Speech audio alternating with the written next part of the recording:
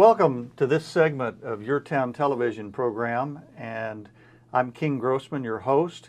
We call my segment of YourTown Artivism, looking for the intersection of how art informs community, informs social justice, informs our own walk, if you will, as well as how social justice and our own walk and our community informs our art. And this is a particularly good theme for this segment because I am really happy to have Keith Larson here. Welcome, Keith. Thank you. Keith is a local author and he also is a visual artist.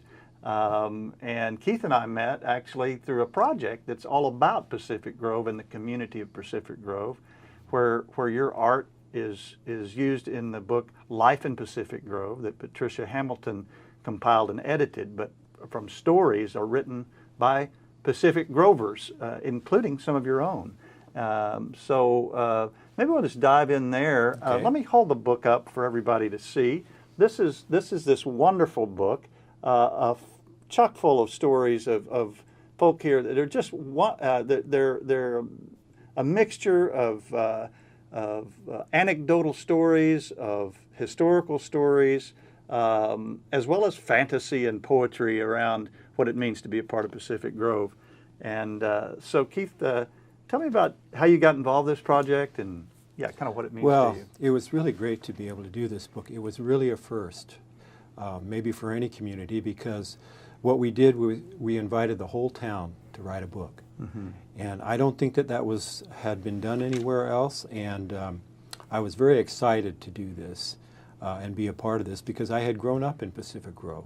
My era was the 1960s and 70s, and it was just the idea of creating a community connection through writing and art. Mm-hmm. And it was just a wonderful experience to be able to contribute to this. And it was just in the town, well, of course, we didn't know what would happen with the book. Mm-hmm. And we didn't know if there would be a response or how many stories we got. But the book ended up almost being 500 pages. Yes. And when it was published, there was no way we could see that it was kind of treated like a yearbook. People would see their stories in it. They would know somebody, and they would, oh, would you sign my story? Would you sign my book? And it created this wonderful community connection with everyone in town. Yeah. And it was so gratifying to see that. Yes, that is community building. Yeah, really is through story and art. And now you have some stories in the book, and you have your art in the book. Yes. So let's talk about both, but let's talk about your stories because I really enjoyed, as we prepared for the show, you sharing with me that there was an era of Pacific Grove that you really appreciate, actually, that is significantly different from its, let's call it, current day. There's still elements of it, but it's changed a lot. So maybe talk about these stories that you wrote, why they were important to you, and what's changed. Sure. Well, I have always been a person that has remembered situations and visual things, and these stories have been kind of with me for a long time, and the book also gave me an opportunity to tell them. My era growing up was a time, I would say there were very few tourists in town. It was very quiet, middle-class place to be. The train came every day to the sand plant over by Asilomar, where Spanish Bay is now. You could hear it wailing all through town. Sometimes I'd be in school in class and kind of wish I could be on that train. Yes. But then the foghorn, it was just a constant. When the fog started rolling in, the foghorn blew, and one of my favorite sounds was the whistling buoy. When the wind would whip up over the waves out in the ocean, you could hear kind of sounded like a pop bottle, blowing into a pop bottle. Wow. And these sounds I really miss, and but it was my era, and I had a few stories to tell about that time that I felt were important to get out. I loved trains at that time, yes. And I'd go down to the place where they'd switch the cars near Asilomar. And one time I was waving to the engineer, and he said, "Come on up." And I was with another boy there, and we got a ride. I remember talking to the brakeman and saying, how many crew do you have today? And he said, we've got 2 brakemen, an engineer and a conductor. And it was just, the Southern Pacific was nicknamed this Southern Pacific, friendly SP. And it rolled through town every day about 3:30. It was just one of those constant memories and sounds that I had of Pacific Grove. Also, Saturday morning, building tree houses with my friends and looking for wood in the forest that we could build something out of, or maybe if we needed money, we'd collect pop bottles and take them up to the store, you know. So it really had the feel of a close-knit small town. It really was a close-knit small town, and I think we knew how special it was there, but it was not something that we thought a lot about. It was special, but it was... But you lived it out. Yeah. Yeah, I mean, you'd go around the ocean. My dad would take the long way, if he was going almost anywhere, a long way around the ocean, just to see it. Well, I do that now. Yeah.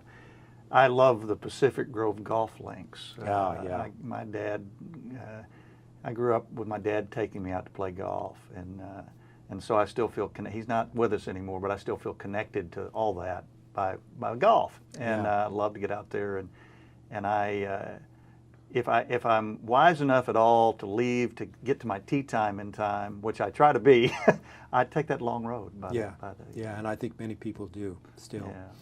And so nature was a big thing in my life, the trees, the ocean, the wildlife. And this has informed your stories as well as your art. And I want to switch over to the art because throughout this book, this magnificent 500-page book, again, I'll hold it up again.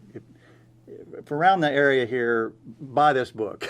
It's wonderful. You can find it on Amazon and you can buy it in local bookstores as well. Yes, you can buy it at Bookworks in town on Lighthouse across from the post office, and also at the library in town, and Amazon.com also carries the book. But buy local.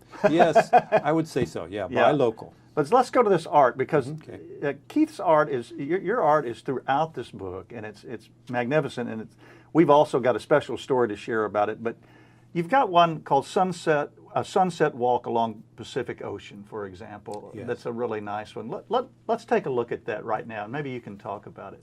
Well, I did most of my drawings not in the studio or from photograph. I'd go out and sketch in the plein air and on the spot. So I would just walk around town, especially near late afternoon, maybe early morning. The light's very different.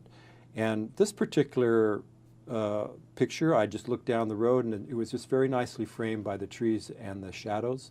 And I saw a couple walking their dog down to the ocean there. And I thought, well, gosh, that's a really good picture for the book. And so I just sat down and sketched it, and was very pleased. And I noticed a number of streets are kind of like that. Mm-hmm. So you can get a nice scene looking down to the ocean. So that was... Well, and this has the magic of those cypress trees. Oh, yeah. The cypress, the oaks, and the pines are really, it's nice for these pictures, yeah. Well, and I want to go to the next one here in just a minute, because it is a special meaning to me, and we had some fun with it. Patricia Hamilton, who compiled the book and edited it, who is going to be our next guest, because this project is kind of expanding and changing and moving on to kind of phase 2. Yes. And she'll talk about that. But when we first met, and I had her on for a good conversation here on Artivism, and she found out I love the PG golf links, she said, well, why don't you write a golf story for us? Mm-hmm. So I thought, well, sure, that'd be great fun. And I wrote this, as you know, because thank you very much for reading it. Yeah. But it's a golf fantasy, and it kind of creates a maiden of the golf course, a nymph, if you will, that is represented in the lighthouse, and she kind of appears up there, and so whatnot. I'd written this story. We had not met. I knew of you through Patricia, and I go out to play around the golf at Pacific Grove, and on the first tee there's this man sitting on the bench. And one great thing about Pacific Grove, I'm going to say, is they have great benches on every tee box. That's right. They have a bench you can sit down. It's very walkable course. Anyway, there's this fellow with this sketch pad, and I just said, "You've got to be Keith, right?" And you're working on this book for Patricia, right? Well, yeah. And then there we were, and we met. There we were. Patricia said, we have one golf story, and I said, well, I better go out to the links and do some sketches. And as I was there doing that, you just came over. What were you doing there? You know, I said, well, I'm doing Life in Pacific Grove. Somebody's written a story. And I was shocked to find out you were the one that wrote the story and talking to me. And it was kind of cool there because we got to talk about the story. You had not read the story at that point. I had not. Well, and it hadn't been published quite yet. But anyhow, we got to talk about the story a little bit, and that then informed this sketch that you did. And let's put that sketch up right now. And Keith, maybe you can talk through it a little bit. Yeah. Well, after you explained the story a little bit, I've been able to read the story since then. I enjoyed your mystical golf game. Thanks. I think it's really a special part of the book. I thought, okay, we'll have a golfer out there on the back nine looking up at the lighthouse, and there'll be a goddess in the light. And it just turned out just perfect, and I'm glad. I've had those kind of things, serendipitous things happen to me a lot. So, but that was, when you figured the chances of meeting you out there, and I just, happened to be there. So I wanted to give you the sketch. Oh, wow. Well, as original. And I want to turn this back around. This is the original, and it's signed by Keith. And I thank you very much. You're very welcome. Yeah. It will be in my magic room, my writing studio, and in fact, I printed off some version of it and have it up already. So now I'll get the real thing up. I appreciate you. Oh, you're very welcome. Very much. And so you can see here for the viewers just Keith's wonderful work. And let's go to another piece that just captures this wonderful architecture and the Pacific Grove Lighthouse. I've drawn and painted that so many times. It's just so enjoyable. I did happen to see there's a lot of deer around the lighthouse. I did happen to see them across the street at the cemetery, so I took those sketches. I made some sketches there, and I incorporated them into my sketch of the lighthouse. And this was very special. I made this drawing for my granddaughter, Kaya, and we'll give her the original, but it was one of my best ones that I had done. I think the cypress just turned out right, and the boat out in the water, and the lighthouse just means a lot to our local community, and I'm glad it still operates there. One of the original longest running lighthouses on the coast, I believe. Yeah, it's a wonderful landmark, but a living, breathing thing. Yes. It just and as a writer, artist, golfer, the driving range for Pacific Grove. You hit right up toward the lighthouse. Yeah. It's just, what a great experience. And the ocean's behind you. Yeah. And then, of course, as you play the back nine, it's all around you. It's beautiful, yeah. yes. But it just being there, yeah. I want to circle around this a little bit. We've got other of your sketches to look at, and we're getting lower on time. We're not out of time, but we're getting lower on time. All right. And I would like for us to come back and maybe have further conversations, because to get more of your art out, more of your writing out, and also this comic strip that you've actually, it's just a wonderful creative idea, and I'll just tease our listeners and viewers with it right now, but maybe you can come back on. But maybe right now, we talked about how art works for you, how you show up, what your process is, and how it also is therapeutic and is used in that way. Yeah. Could you talk about that a little bit? Well, I've done art therapy years, not as a facilitator, but in my own process. And I've just learned to let go and not think at all about the final product. I don't know what it's going to be like. And I use the same thing with my writing.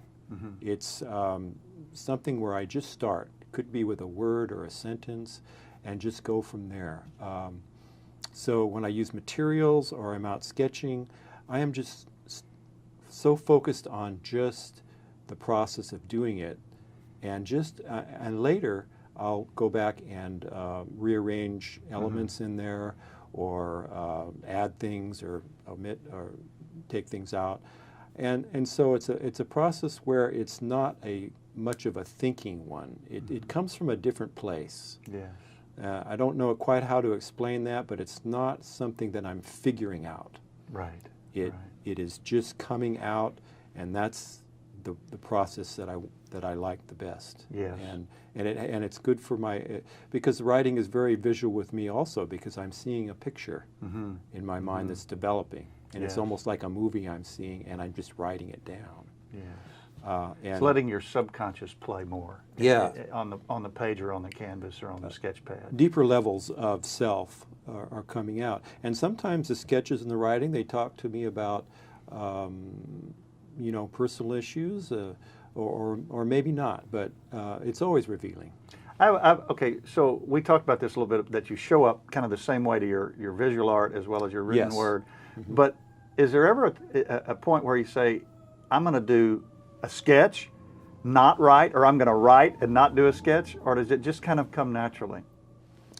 I'm going to do a sketch and write? Or instead of writing. In other words, I'm choosing to do a sketch or versus the written word. Well,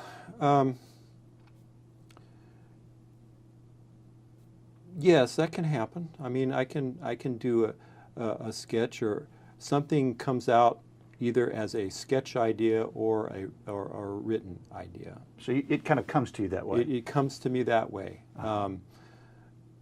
It's the memories that I had growing up are visual memories that happened, and they've been there, but sometimes they'll come out more as a writing, or they'll come out more as something, a visual thing. Wonderful. One or the other. So we've got one more segment here before we sign off. Let's put up one more image. Which one would you like to talk about of the ones that we have selected? Oh, I would say, well, this last one here is interesting. Okay. Quiet thoughts in a beach cottage. Yeah, let's put that up on the screen, and then that maybe gives you an example of where you're drawing or writing something, and something that happens isn't planned. It's just comes out. And I drew this picture. There was a woman inside, and she was kind of looking out sometimes, and moving around inside. But when I drew her, something in that picture was special to me, and I said, that whatever that look is she has there is very special, and it's different than some of the other ones. And I'm not quite sure, but I thought, well, there's a story in her face somewhere. and that'll happen to where I'll draw something, and it'll say a lot more than just the visual elements in the picture. Right. And that's when I'll probably start thinking story. Wow, wonderful. So, well, that's a good segue of how both of your art forms intermingle at times. Yes. And we're out of time at this point in time, and I appreciate you being on the show, Keith. I appreciate your art and your involvement in the community. Oh, thank you very much. And thank you all for being a part of this segment of Artivism, and we'll be right back with our second guest. Thank you very much.